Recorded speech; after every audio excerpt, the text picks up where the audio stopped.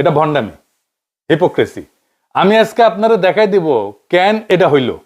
মাহফুজা আনাম দেখতে পায় না তার অপরাধটা কি। এইভাবে সর্বপ্রথমবারের মতন প্রথম আলো ডেইলি স্টার অফিসে আগুন জ্বালালো কেন? কেন? আমরা কি অপরাধ করলাম? হাসিনাও দেখতে পায় না তার অপরাধটা কি। অন্যভাবে দেশবাসীর কাছে আমি বিচার চাই, কি অপরাধটা কি করেছি। কিন্তু আপনি যদি প্রবলেমটা আসলে ফিক্স করতে চান, তাইলে আপনাকে রুট কজ অ্যানালাইসিস করে একটা সলিউশন, সমাধানের রাস্তা বের করতে হবে।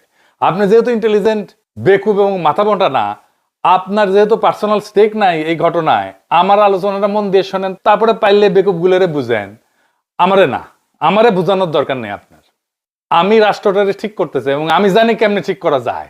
আমি রাষ্ট্রটা ভাঙতে চাই না, শক্তিশালী করতে চাই, দুর্বল করতে চাই না। যারা মানববন্ধন করতেছেন, প্রতিবাদ করতেছেন, রাষ্ট্রটা আপনাদের হাতেই ছিল, এখন আপনাদের হাতেই আছে।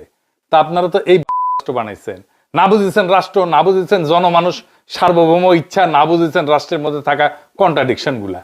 আপনারা তো সত্যিকার অর্থে রাষ্ট্র বানানোর চেষ্টায় নাই। কারণ আপনারা কেউ, আমি দায়িত্ব নিয়ে বলতেছি, কেউ না, যারা এলিট আছেন রাষ্ট্রটা বুঝেন না। কিছু মনে করেন না, এটাই সত্য। আসেন আজকে একটা একটা করে বুঝাই দিই, এই বিষয়ে কিছু জিনিস বুঝাই দিই। আমি আশা করি ছাত্রদের, তরুণদের, রাজনৈতিক দলের নেতারাও শুনবে আর বুঝার চেষ্টা করবে, আর আমার দর্শকেরা তো বুঝবেনি। আসেন আল্লাহর নামে শুরু করি।